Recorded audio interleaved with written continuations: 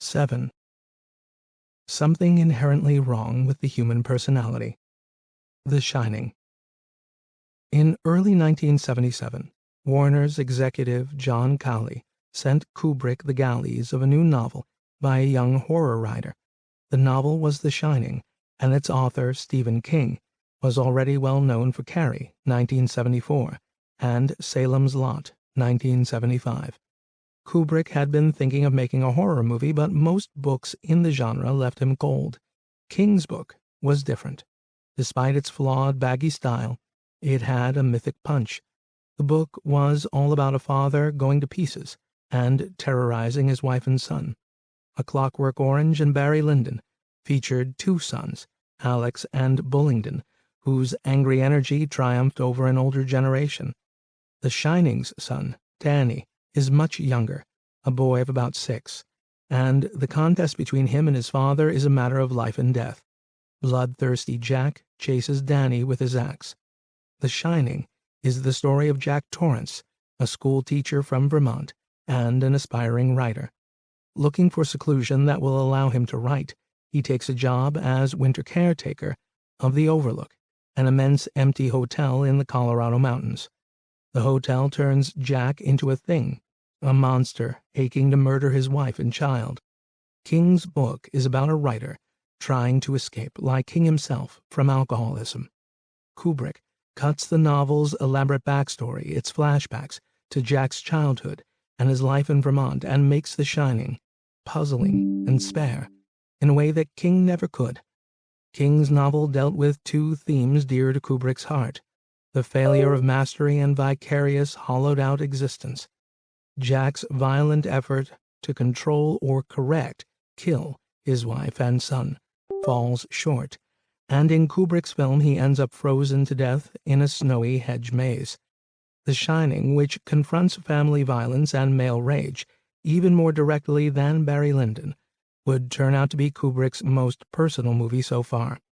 In June 1977, Kubrick chose a screenwriting partner, Diane Johnson, a novelist and professor at Berkeley.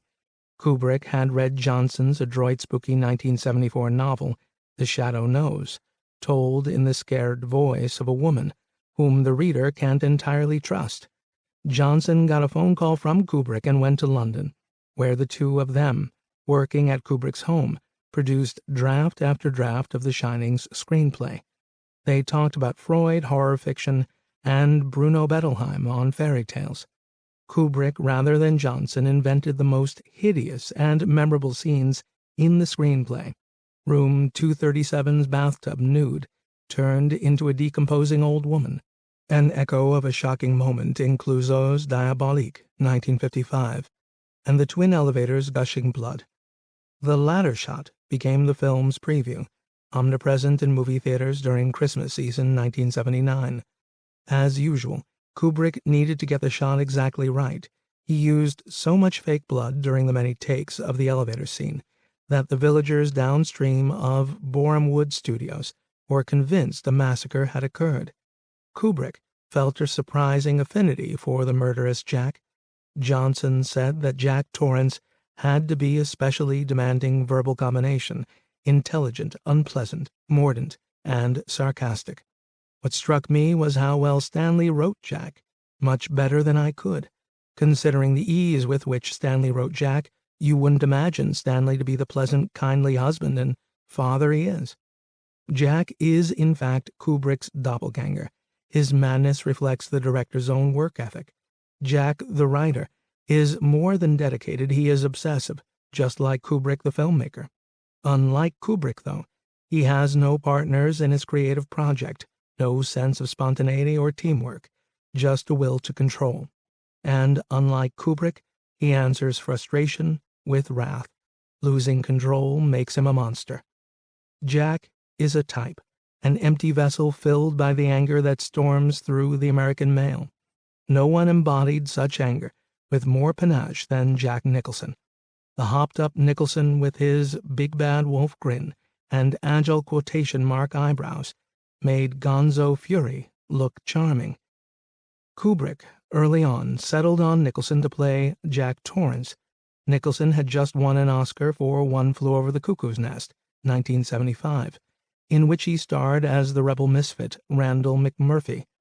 At the time, Nicholson's life was in turmoil.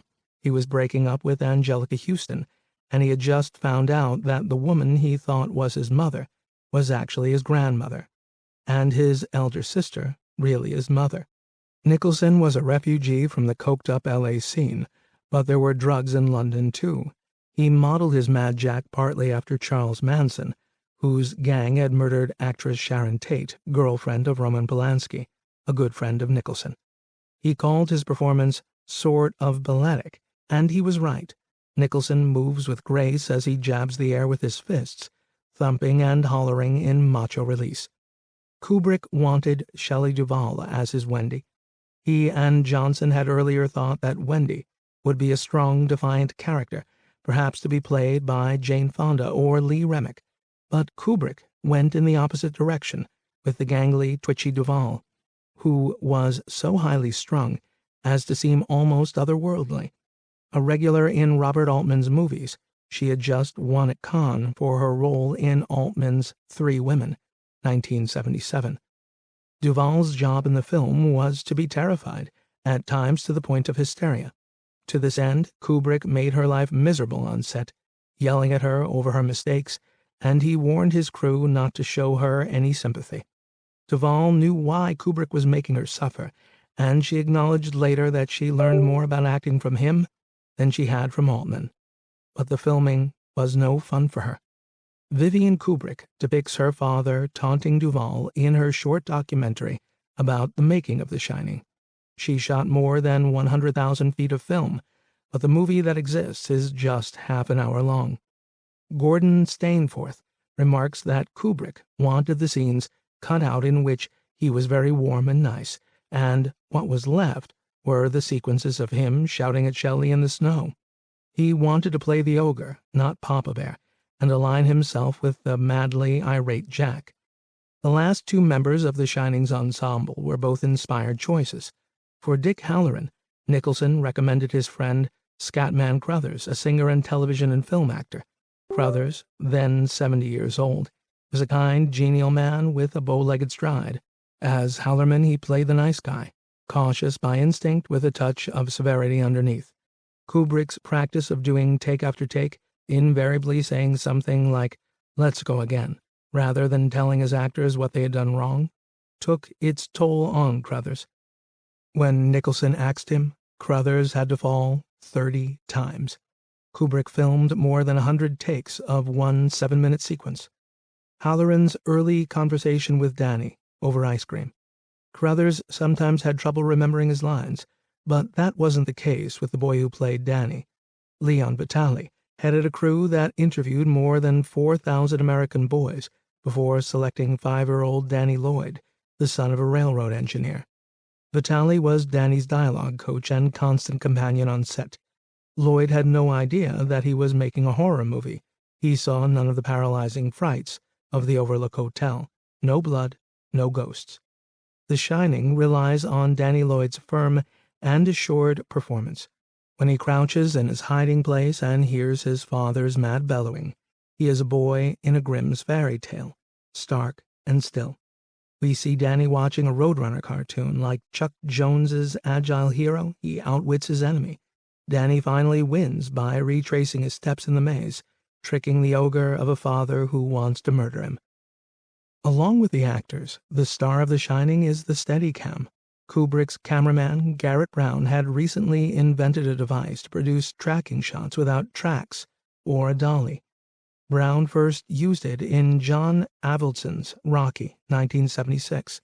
"It's like a magic carpet," Kubrick said. A spring-jointed platform attached to the cameraman eliminated the bumps and jerks that came with handheld shots. The Steadicam created shots that were perfectly smooth, the camera gliding forward without a ripple. Kubrick wanted the Steadicam to accompany Danny's big wheel as he pedaled through the halls of the Overlook.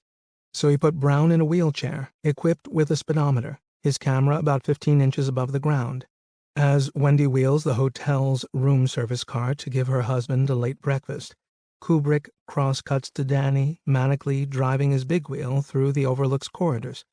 Forward-driving Danny, whose play has the determination of work, will turn out to be the hero of the movie, like the pulsating heartbeat that later invades the film when Jack goes crazy. The sound rhythm of Danny's endless rolling sets the pace, muffled when on the hotel carpets, loud when he crosses its hardwood floors. Kubrick is fond of sound-based timekeeping. Remember Dave's heavy breathing in 2001 when he crosses the spaceship to disconnect Hal. "We are falling into the movie," writes David Thompson, a cool and premeditated plunge. The Shining is full of smooth, vertiginous forward motion from its first moment, an implacably level helicopter shot swooping across a rocky western landscape. The shot shows an island surrounded by blue water, fitting emblem for a movie about being marooned in a lonely stronghold called the Overlook Hotel. The island seems to be moving toward the viewer, a frequent effect in Kubrick's inexorable seeming tracking shots, as well as the Stargate sequence in 2001. Urged by Kubrick, two cameramen, Greg McGillivray and Jim Freeman, had developed a new way of doing helicopter shots from the front rather than the side door of the helicopter to produce a forward-sweeping effect similar to the Steadicams. The smoothness of The Shining hypnotizes the viewer a little. Like Jack, we space out, ready to be taken in. We feel open, empty before this film, Kubrick's shiny monolith. In the movie's only trick shot, Jack, in the Colorado lounge, out of ideas as usual, looks down on a model of the maze and sees a tiny Wendy and Danny running through it. We then observe, in medium shot, a menacing, vacant-headed Jack, mouth slightly open, eyes tilting upward, ready to submit to some invisible power. Having failed as an author, poor Jack waits to be possessed. When we think of The Shining, we remember Nicholson venting his world-consuming rage at the trembling Duval. But the movie also relies on an equally familiar male strategy, repression. Being interviewed by Ullman, Barry Nelson, the hotel manager early in the movie, Jack dutifully keeps his answers as dull as possible. How will his wife and son take to the isolation of the vast, deserted hotel in winter? We wait a beat while Jack composes his most compliant face, and then they'll love it. When Ullman, with a nervous chuckle, tells Jack the story of Charles Grady, the caretaker who a few winters earlier went mad and killed his family with an axe, Jack responds with a leaden, impassive face. Superbly, this reaction shot of Jack is held just a few seconds too long, enough for us to get uncomfortable. Then Jack, cracking a polite, measured grin, says, "That is, quite a story." Jack at the movie's beginning has the job applicant's steady blankness, the false self you need to get ahead. Just as bland is Danny's interview with the child psychologist, Ann Jackson. Danny, like his father, is good at concealment. Jack, we have to assume, fails to tell Wendy about the Grady murders, the primal trauma in the Overlook Hotel. Instead, he says to Wendy that he just loves the place and does a spooky, parodic woo. The Shining's scenes are replete with cliches.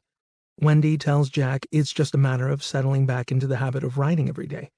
Halloran reminds Wendy of the dried prunes in the storeroom. "I tell you, Mrs. Torrance, you gotta be regular if you want to be happy." While he drives through a snowstorm, Halloran's car radio announces, "We have what you call your bad weather out there. Get the cows in the barn." Such platitudes are the American way, defending us against all manner of disasters.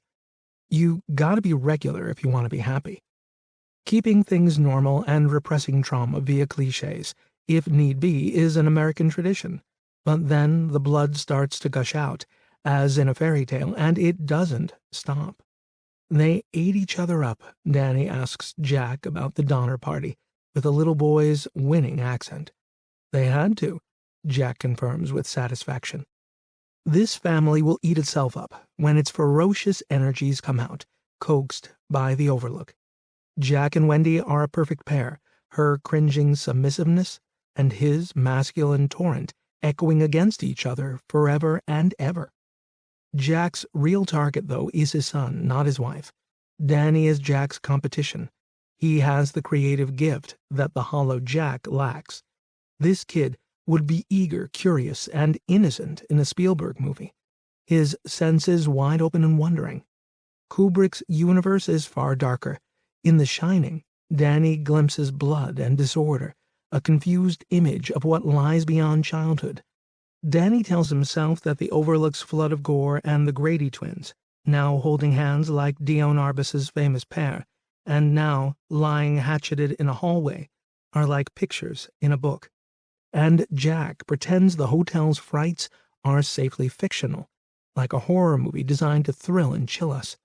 In The Shining, the vicarious becomes real, a prime fantasy of the movies. The frights Jack invoked, in fun, take him over. They are the only inspiration this failed writer ever finds. Kubrick's Shining is a not-so-typical horror movie, but it also nods toward the Western. Jack, Wendy, and Danny are a pioneer family, assaulted by horrors, the VW Bug, their covered wagon, as they talk about the Donner Party. The Overlook, Ullman tells Jack, was built on an old Indian burial ground, a reminder of the Old West's clash between white and Indian, and a perfunctory tip of the hat to a favorite Stephen King topos. The Western often pits the man's transigent need to do his duty against stereotypical female concerns like the health of a child. Let's talk about Danny. You believe his health might be at stake? Jack sneers at Wendy in the cataclysmic staircase scene, the peak of their battle. His masculine obligation, the deal with the devilish Overlook Hotel, overrules her maternal instinct. "I have signed a letter of agreement, a contract," Jack tells her, his hand whipping through the air. Like Hal, Jack takes on the white man's burden, responsibility for the mission. "There's something inherently wrong with the human personality," Kubrick said to interviewer Jack Kroll, explaining what drew him to King's novel. "There's an evil side to it." It was just like Kubrick to describe evil as something wrong with humans, a kind of misfiring. In many Kubrick movies, characters stumble over a malfunction, a design flaw, from Johnny Clay in The Killing to Hal in 2001. What is your major malfunction? Full Metal Jacket's drill instructor Hartman shouts at Private Pyle, who promptly shoots him in the chest. Jack's breakdown in The Shining is a catastrophic design flaw that comments on the American wish to live large, to express oneself with terrific power. In horror movies, the monster is not angry. It is merely an overriding demonic force. In The Shining, as in no other horror film I can think of, male anger itself is monstrous. Kubrick's movie joins the mainstream of great American movies about masculine rage, from Nicholas Ray's In a Lonely Place, 1951, to Ford's The Searchers, 1956, to Scorsese's Taxi Driver, 1976. Jack is shouting and moaning in his sleep, head slumped on his desk in a puddle of drool. When Wendy shakes him awake, he stammers out his nightmare. He murdered her and Danny, chopped them to bits. Then a frozen-looking Danny appears with a wound on his neck.